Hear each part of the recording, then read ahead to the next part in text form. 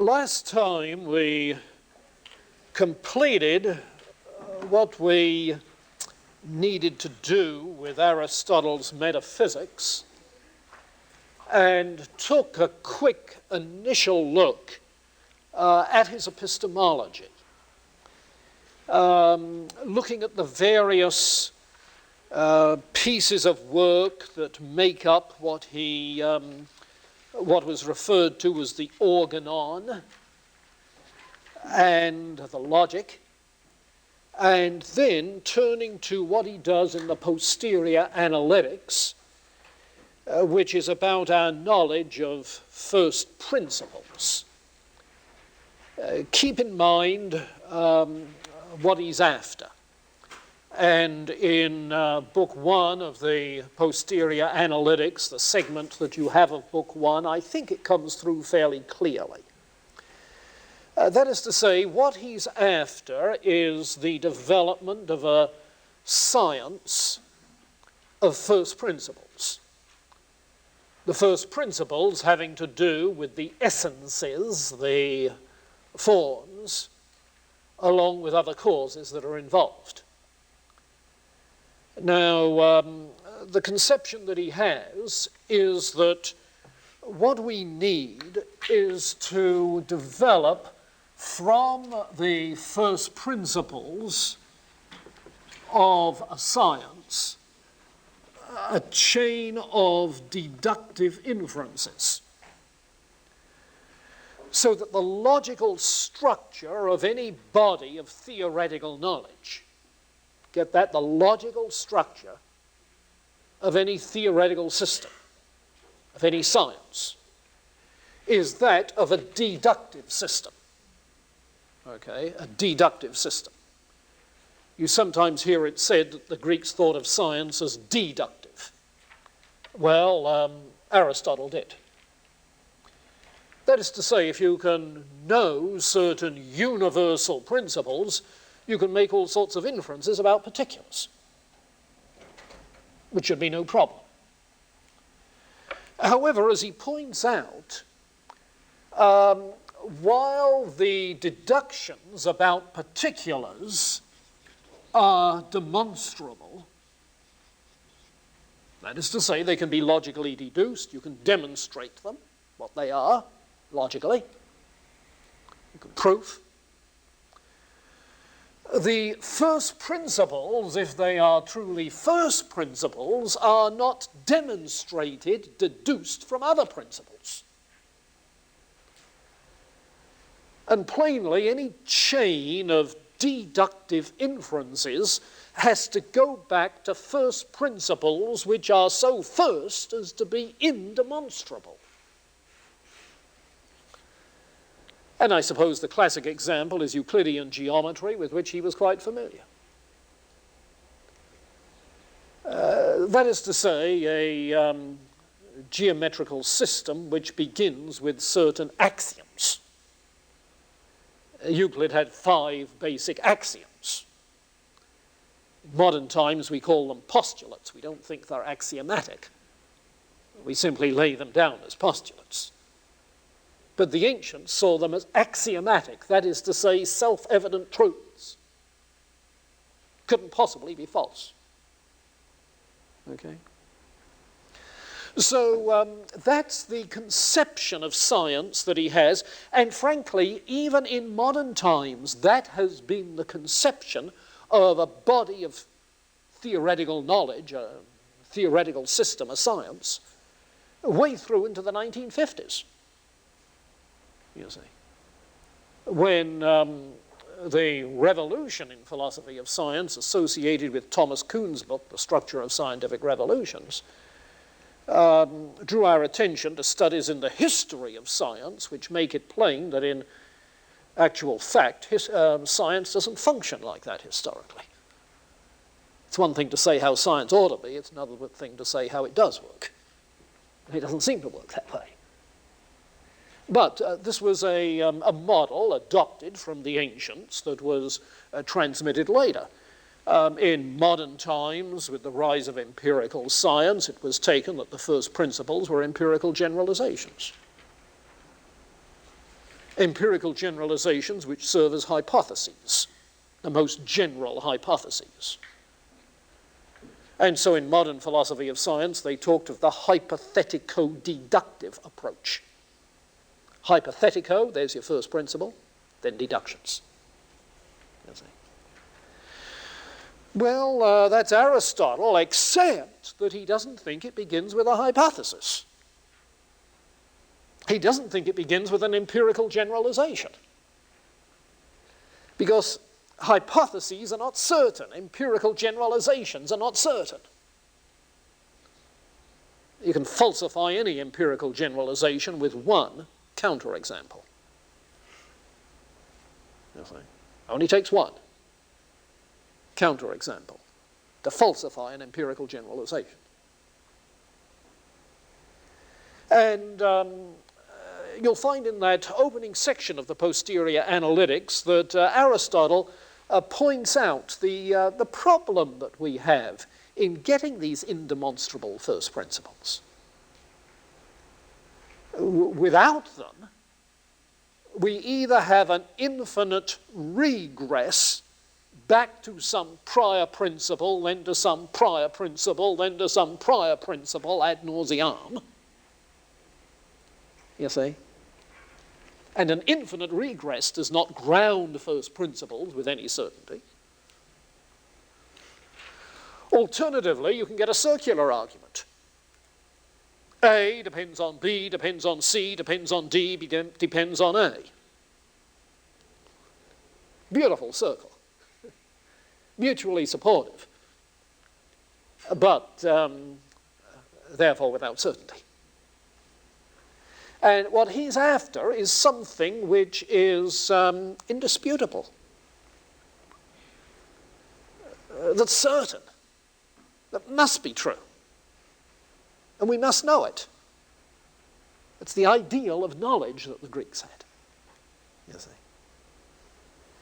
So how can we know these first principles? The problem is the problem of knowing indemonstrable first principles. And what he proposes is a conception known as induction, a procedure, rather, of induction. But be careful, because it's not the kind of inductive reasoning that we're acquainted with in modern times. Aristotle does this in his Organon.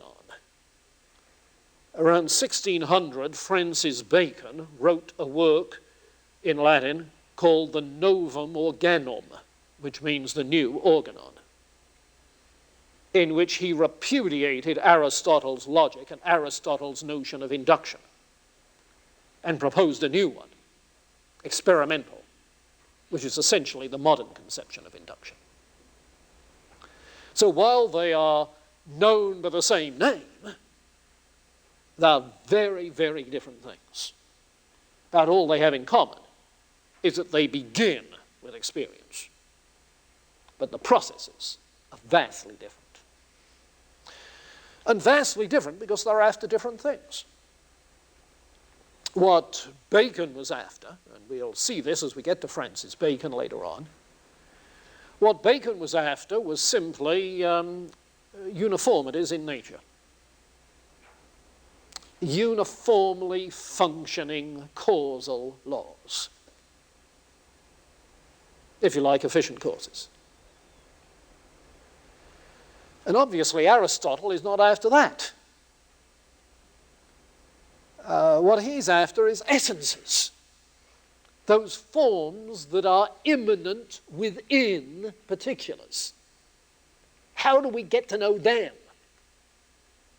You see. Now, as I said last time, it's not by dialectic. Because dialectic leaves the world of particulars behind, turns its back on it, and contemplates simply dialectically possible essences. Analyzing, critiquing, to see if they withstand dialectical criticism and scrutiny. Well, Aristotle isn't after some transcendent essences, but essences that are embodied in the world of particulars, so you can't turn your back on particulars. But how do you get them out of the particulars? That's the question. You see. Well, the process that he proposes begins with sensations. And he talks a little bit more about this later on in his Psychology, De Anima, on the soul, than he does in the Posterior Analytics. But his view is that in sensation, what our physical senses, what they apprehend, is the form of a particular thing without its material. Now, that's not very strange when you figure that the matter couldn't possibly get in your eye. The matter of this marker couldn't possibly get in your ear, you see. The matter remains intact. But what the senses apprehend is the form, shape, smell, colour, without the material that has the shape, smell, colour. Okay? Now, what we have then is a vast barrage of sensations of that sort, coming through the five senses. In addition to the five senses, he takes it that there is an additional sense that he calls the sensus communis. And I give you the Latin term that's used in discussing it, because the English translation would obviously be common sense. But it ain't common sense in our sense of common sense, not in the common sense of common sense. You see. The sensus communis is sort of a unifying sense that correlates and integrates the various senses. So that I have this sensory capacity with regards to this marker of coordinating the smell, colour, shape, feel, touch, all at once, and seeing it as having to do with one object. Sensus communis. An integrating sensory capacity. Okay? Now, obviously, we need something like that. We would say, I suppose, that the central nervous system does it. The brain does it. Well, he's a little before the days of brain science. So he has a sensus communis. But this multiplicity of sensations are, as it were, retained in the mind. There's a memory, recalling, retaining, accumulating sensations. And this process of accumulating sensations leads us to taking all of these sensations of a particular class or species of things and finding that we think of them as one kind of experience. Yes. So I really have had experience of ink markers. I've had experience of books, of college students. Okay? Quite an experience. But that experience is an organized experience in the sense that I have classified this accumulation of sensations processed through into the memory. So I recognize that there are various classes of experience, various kinds of experience. And my experience of, for instance, the human species is therefore one such organized experience. You see? You could say that someone is a person of experience. That's an interesting phrase. You see, of experience. Later on in the development of modern empiricism, experience is said to consist of sensations. Not Aristotle. An experience is the product of sensations. You see. A unified, classified experience of a whole species. And within that unified, classified experience, we can readily see what seems to apply to that class as a general rule. Now, the phrase general rule is not his, but the idea is his. We readily recognize what as a general rule is true of all members of a class. Until we apprehend that general principle sort of intuitively. That is to say, we don't have to go through any inferential process to get at it. A person of experience recognizes immediately what is the general principle at work, what is the general rule in this case. That is to say, recognizes what is universal to the whole class. What is the essence of the species? You see. So Aristotle's process of induction is a process of cumulative experience, classified, organized, leading to an intuitive recognition of the form of the species. Now, do you follow that? Okay, now I want to pin it down to the text, because this is crucial to the whole of Aristotelian epistemology from here on through the entire Middle Ages. You see.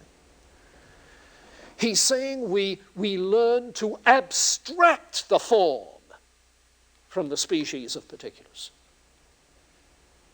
The form is considered, mentally, considered in abstraction from, detached from. So we know it as an abstract idea. An abstract idea. Not an empirical generalization, but an abstract universal idea. Yeah. Now, take a look on page 296. And, in fact, just flash back, if you would, to the beginning of the posterior analytics on 287. Just pick it up there. 287, where the book begins, all instruction given or received by way of argument or demonstration proceeds from pre-existent knowledge, that is to say, from some first principle that's known. He's not talking of pre-existent in the sense of something that is innate, like Plato's innate ideas. Okay, how we get it is another question.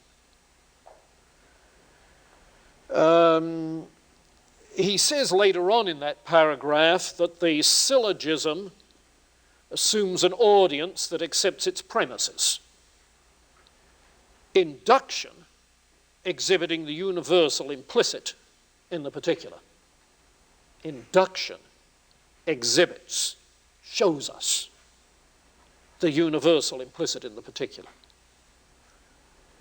So what he's after then is knowledge of first principles from which syllogistic reasoning can proceed, knowledge of first principles that comes by induction.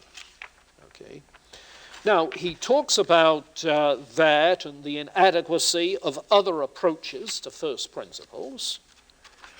And then in book 2, where our selection begins on 294. Okay. He picks it up and comes more directly at what he's after. Look at 295, second column, the paragraph that ends halfway down. To know a thing's nature is to know the reason why it is. This is equally true insofar as they are said without qualification to be, as opposed to being possessed of some attribute. Insofar as they're said to be possessed of some attribute such as equal to two right angles, or greater or less. So he wants to get at the nature of the thing. Now, at the top of 296, first column, he asks whether the developed states of knowledge are not innate, though at first unnoticed, which was Plato's view. And his response, it's strange if we possess them from birth, for it means that we possess apprehensions more accurate than demonstration and fail to notice them. You know, can you know something if you don't know it? Do you know something if you don't know that you know it? You see, he thinks not. He thinks not. So if it's not innate, on the one hand, it's not just cumulative experience, generalization on the other hand, what is it? And about 2/5 of the way down that column, he says, we must possess a capacity of some sort, but not such as to rank higher in accuracy than developed states. So then, we don't have innate knowledge, but we have a capacity for knowing these natures, these forms. A capacity. Now, a capacity, of course, is a potential. And in his psychology, he talks of that as potential intellect. You see, potential intellect. This capacity is itself passive. So it becomes known as passive intellect. Now that's the starting place. What does it mean to say that a young child who hasn't learned to think is a rational being? It means it has potential intellect. A potency that hasn't yet been developed. Capacity that hasn't been developed. Hasn't been actualized. So what we have at the beginning then is potential intellect. Now, how does this potential get actualized? You see?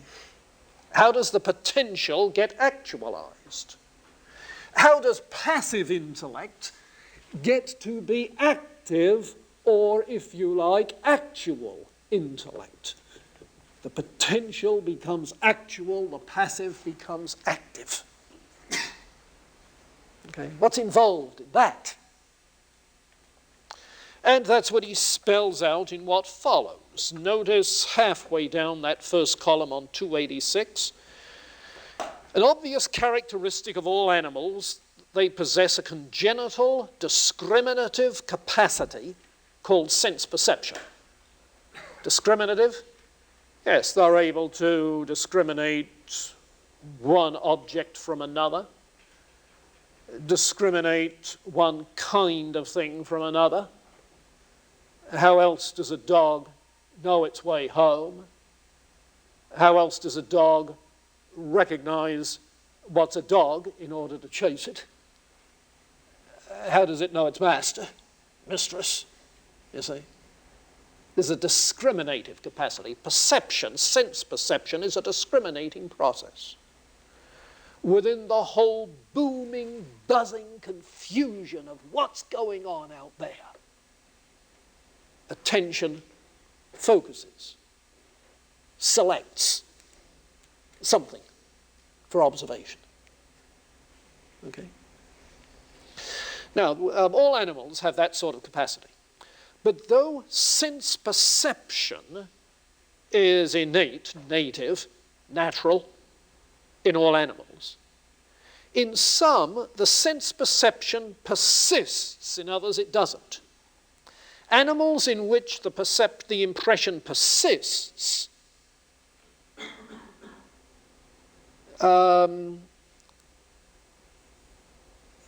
have either no knowledge at all outside of the act of perceiving, or no knowledge of objects of which no impression persists, in which this persistence does not come. They have no knowledge, beg pardon.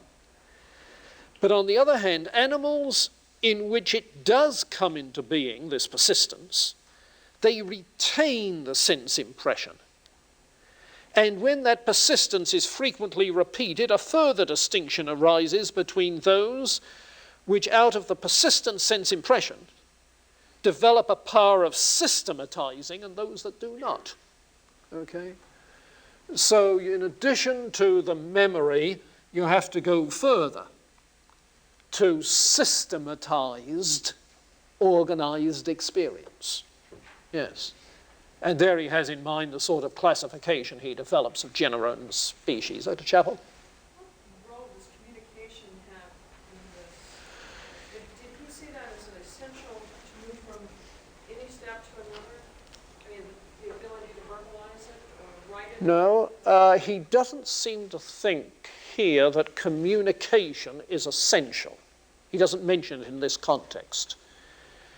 However, it's pretty obvious, and I think he recognizes this in some other places, that the language of the community provides us with the names, be they conventional or be they onomatopoeic, you see, with the names that assist in both the recall of the experience and the organization of the experience. Now, I don't think of anywhere he actually develops that, because we don't get a developed philosophy of language in terms of its function in thinking, really until, I would say, the 17th and 18th century.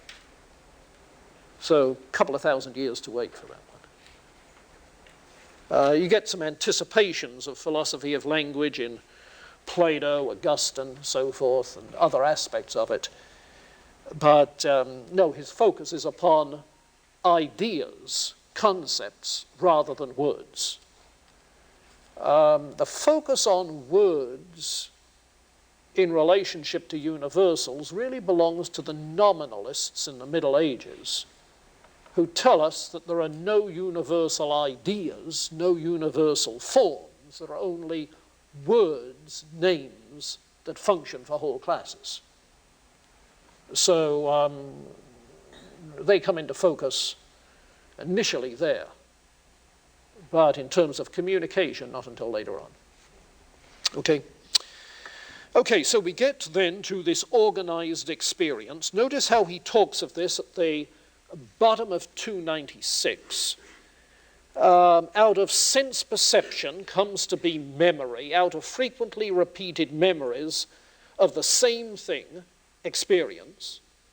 A number of memories constitute a single experience. From experience again, that is, from the universal, now stabilized in its entirety within the soul, the one beside the many, which is a single identity within them all, the one as a single identity, from this experience stabilized in the soul originate the skill of the craftsman. Yes, he knows the essential kind of thing that he's trying to make. The knowledge of the man of science, who knows the nature of the things he's dealing with. Skill in the sphere of coming to be, science in the sphere of being. We conclude that these states of knowledge are neither innate in an already determinate form, nor developed from higher states of knowledge, but from sense perception. It is like, and look at this figure of speech, it's like a rout in battle stopped by first one man making a stand, then another, until the original formation has been restored. The soul is so constituted as to be capable of that process. That's the capacity. The capacity that the soul has, the potential that it has as passive intellect, is to say to the whole flux of sensations and memories that build up into a cumulative experience, whoa, stop there. Let me look at you.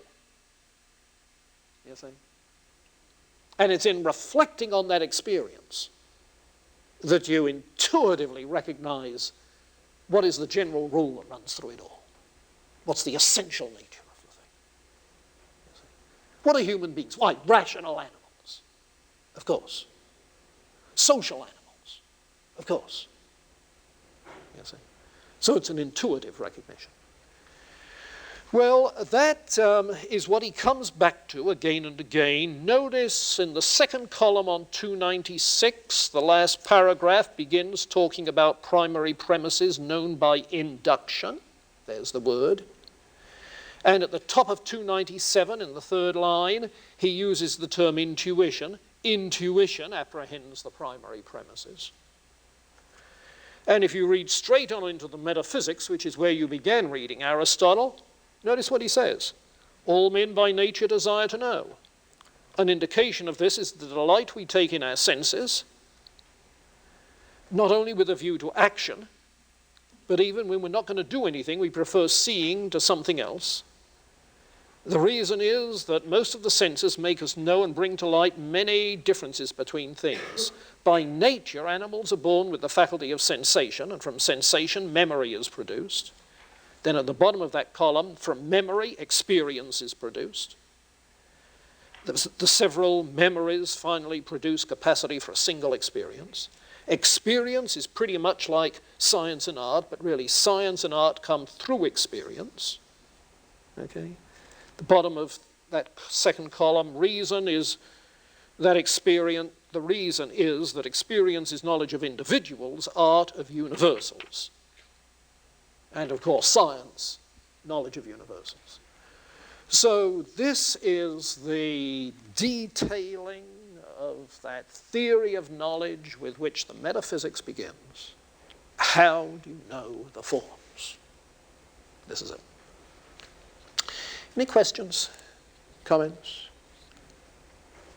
reruns? David? I was wondering, the person who would, like an empiricist, who would argue for empirical generalizations, would he deviate from Aristotle's process at the point of organized experience?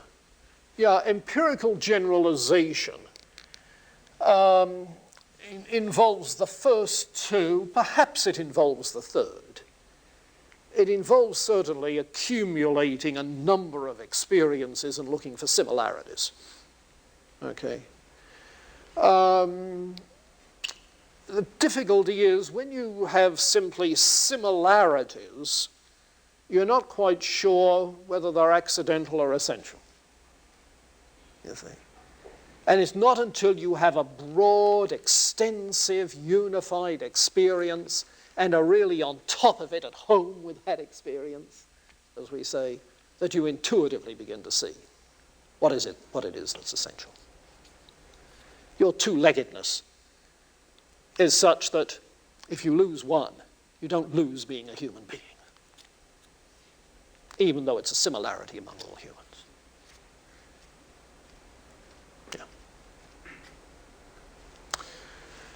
Yeah. Okay, do you think you have that fairly well? Notice that if we are talking of theories of knowledge, different kinds of epistemology, we have so far met at least three different kinds. Okay? We've met the kind of empiricism that thinks that knowledge is nothing but accumulating sense observations and making generalizations, and whatever can be derived from You've got, secondly, the kind of rationalism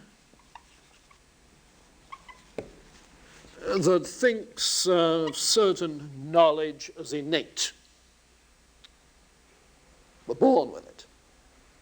Plato. And now we have a third kind.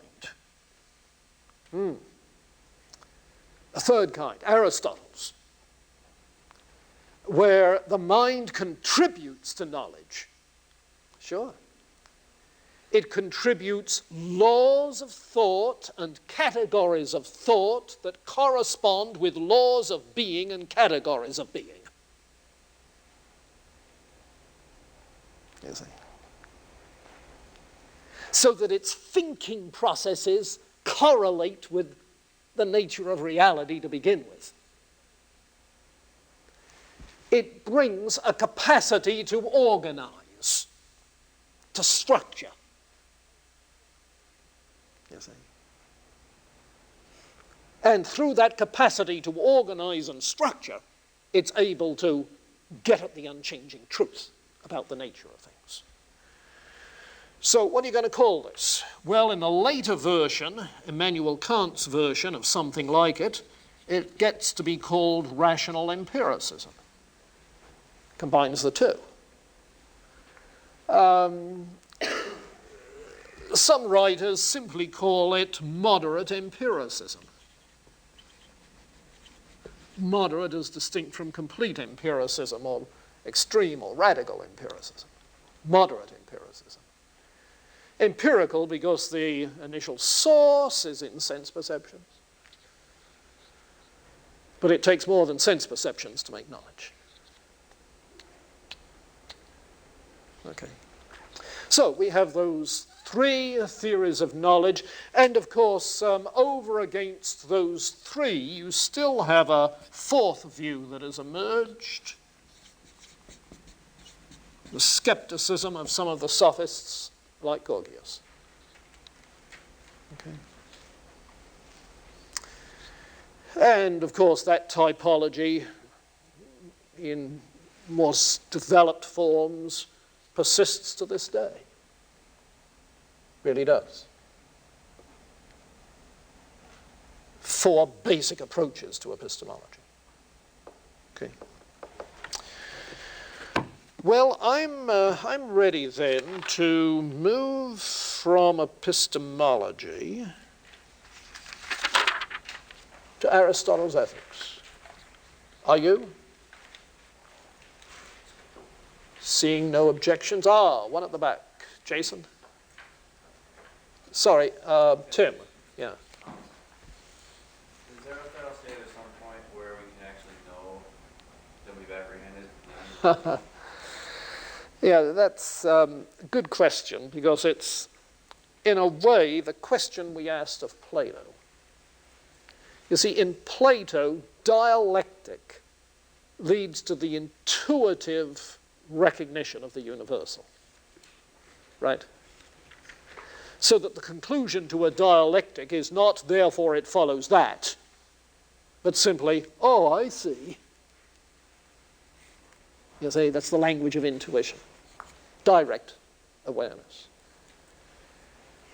And you feel with Plato's dialogues and the dialectic that's been going on, as if, however clear the conclusion is to Plato, some smarter aleck might come along around the next corner with another difficult question. You see. It's like any debate. You begin to feel that the outcome of the debate depends on who's the smartest aleck. You see. Well, if there is that problem with intuition in Plato, you're suggesting there is a similar problem in Aristotle. When do we have enough experience organized in the right way to be able to draw a conclusion with certainty? Do we ever have enough? You see? Do we ever have enough? If one of the criticisms of empirical generalizations is that they can never be complete enough to be certain, Also some more coming tomorrow. You see. Well, couldn't the same thing be said about Aristotle? That his cumulative experience of that class of things is such that maybe he hasn't gotten at the essence in totality, or with complete certainty. You see. So what's going on in this is questions about the quest for certainty.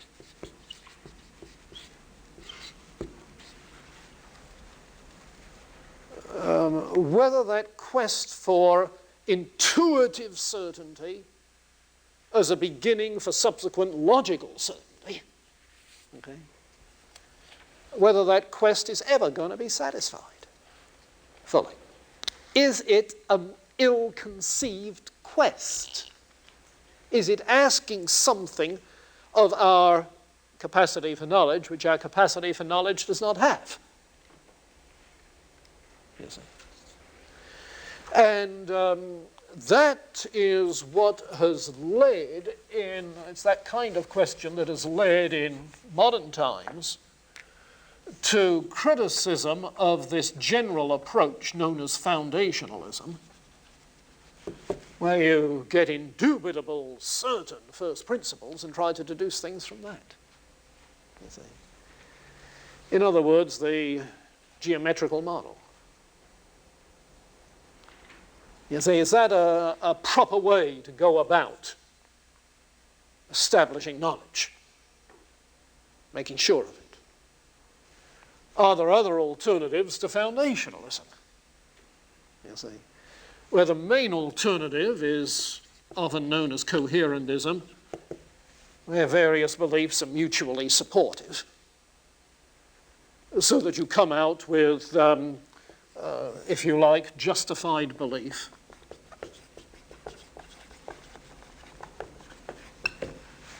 And in the 20th century, knowledge has come to be defined not as certainty, but simply as justified belief. You see. You claim to know when you have sufficient justification for affirming that you have a rational belief. Well, that's been the direction that epistemology has taken, but this quest for certainty is with us all the time. I was reading this morning about the way in which the quest for certainty was involved in the Counter-Reformation, in the development of Renaissance skepticism, you see, and in the development of early modern science. Yeah, it's the perennial issue. The skeptic thinks the alternatives are certainty or skepticism. You can't live like a skeptic. You have to assume certain things when you cross the street. You see? And yet if you cannot get theoretical certainty, then what? Well, there must be a third alternative. You see? And it's that third alternative which epistemology is now trying to define. Okay. All right, to Aristotle's ethics then. And we've seen enough of the way in which ethics develops among the Greeks to expect that Aristotle's ethics are going to be related to his conception of the human soul. And indeed, that's the case. Aristotle, like his predecessors, has the same term, the same word for soul as for life. So he ascribes soul, therefore, to all living things, which simply means he's saying they're all living things.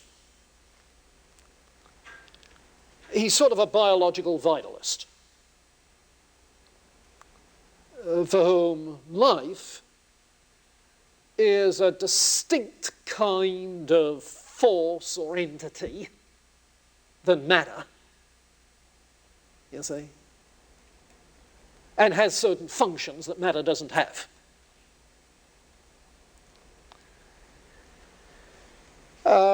And so it's possible to talk of a hierarchy of souls. The vegetative soul, which sometimes he calls the nutritive soul because nutrition is one of its functions. Reproduction is another, you see. Vegetative life reproduces itself. So the vegetative soul, there is the locomotive soul, not talking of railroad engines, but simply of the kind of life that's able to move physically. There is the sensitive soul, his capacity for sensation, therefore has appetites, so that the sensitive soul sometimes becomes known as the appetitive soul. And to top it all, there is the rational soul.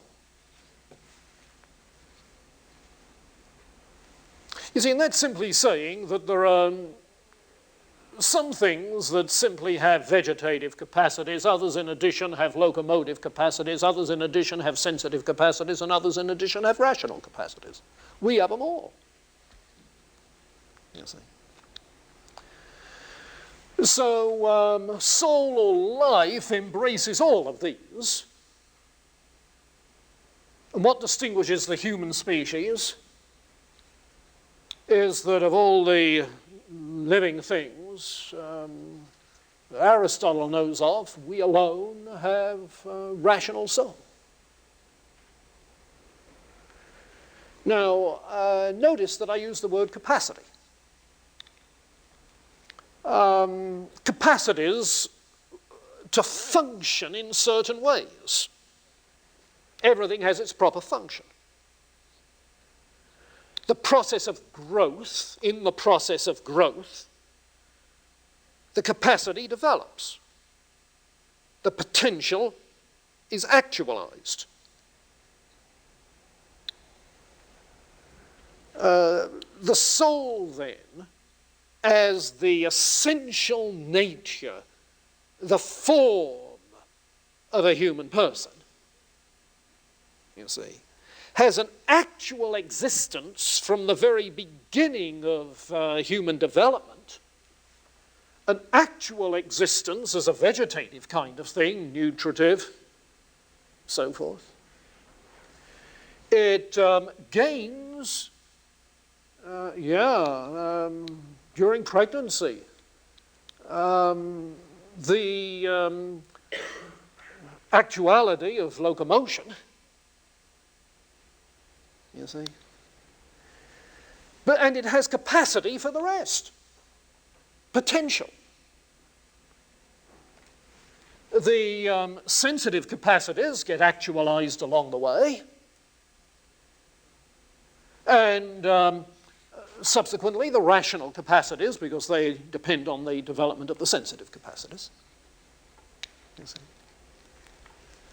And we tend, of course, to try and monitor those developments in terms of brain development, development of the central nervous system, so forth. But brain development primarily. Aristotle is thinking of the growth of the living being actualizing the potential of the soul. Now, of these, it is rational soul, if anything, which has capacity for immortality. Capacity for immortality. Because it's in abstract thought, in detachment from physical things,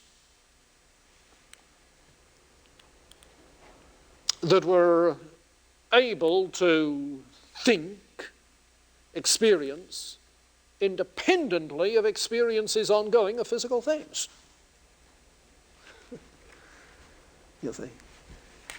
Because it's in abstract thinking that we think in abstraction from the physical things. The mind, the rational soul, grasps eternal essences, forms. You see? So if there's any aspect of this which has capacity for disembodied existence, it's going to be the rational soul.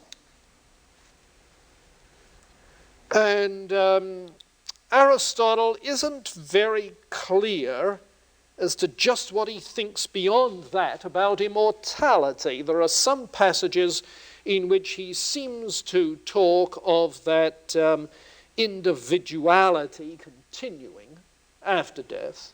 Others in which he seems to say that it emerges back into some sort of mind, capital M, that reminds us of Anaxagoras, mind, nous. Okay? Now, that's the soul. But it is on the basis of the nature of the soul that the good is defined. It's that way because Aristotle has a teleological metaphysic. Everything in nature is end-oriented, has final cause. The growth process of every living thing has its final cause. That final cause, that essential natural end, is the natural good that the process would normally actualize.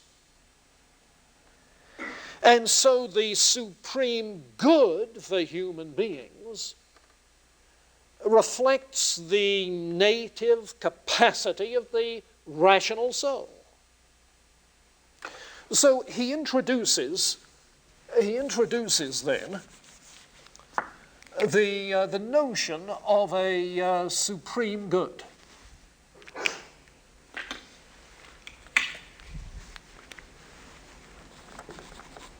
The notion of a supreme good, sometimes called the highest good, sometimes graced later with the Latin term summum bonum. This is where the term originates.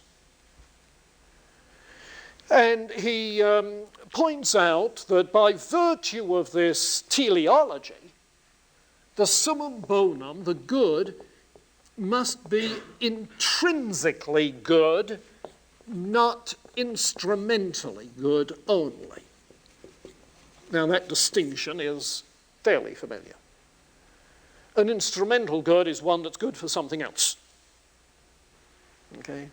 The coins I have in my pocket are good simply for what you can do with them, which isn't much these days. 5 cents, you can't even get a Xerox for that. But an intrinsic good is something which is good in and of itself. You see, the supreme good is good in and of itself by virtue of the nature of the rational soul. It's good in and of itself. By nature, it's good. So the intrinsic good, it must be an inclusive good. So that is to say, it doesn't exclude lesser good things, but embraces them all, so that the lesser ones can serve the good as a whole. And he says it must be applicable to the human species. That is to say, the sort of thing that the species can participate in. And the term participate there is the important thing because it's loaded, isn't it, with connotations of the relationship of the particular to the universal. By virtue of the universal nature of human beings, there is going to be some intrinsic good, some supreme good, and because it has to do with the universal, the particular, human should be able to participate in it. Okay. So those are the, if you like, the job description. But the question is, what is it that fits the job description? What in fact is the good, is the supreme good? And there you get some difficulty because of the vocabulary and problems of translation. The word that's used most is the word happiness. And immediately in our hedonistic society, we have images of pleasure. But happiness is not pleasure. The pursuit of happiness is not the pursuit of pleasure. Aristotle is not a hedonist pursuing pleasure. Pleasure is not the highest good of rational animals. You see. The Greek term eudaimonia is used, and it's pretty well untranslatable in any, well, literal sense. The daimons were the gods, the spirits that inspired Socrates to his mission. Well, what has that got to do with the price of potatoes in Athens and so forth? No, the best you can translate here approximately is with our English phrase well-being. EU is the Greek adverb, well. So eudaimonia, well-being. But of course, when you say well-being, that means nothing but good. And so you know further. Get it? So the vocabulary as such doesn't define the good. You have to read Aristotle and how he talks about happiness. What is happiness? What is eudaimonia? Some translations use the term fulfillment. Well, what they really mean is actualizing the potential. But the term fulfillment is a bad one in terms of current usage, where we think of individual fulfillment in individualistic ways. I feel fulfilled, you know, that sort of thing, which is not what Aristotle is talking about. Nothing about your feelings or your idiosyncratic desires being satisfied. No. What he's after is fulfillment in the sense of actualizing the rational capacity of the soul. That's the good, of course. Intrinsically good, inclusively good, and something in which all rational beings can participate. You see. So as you read Aristotle, notice that he defines the good as the actualization of human potential. And perhaps the best single statement is this: a complete life, a complete life lived in accordance with reason, and in the same context he says in accordance with virtue.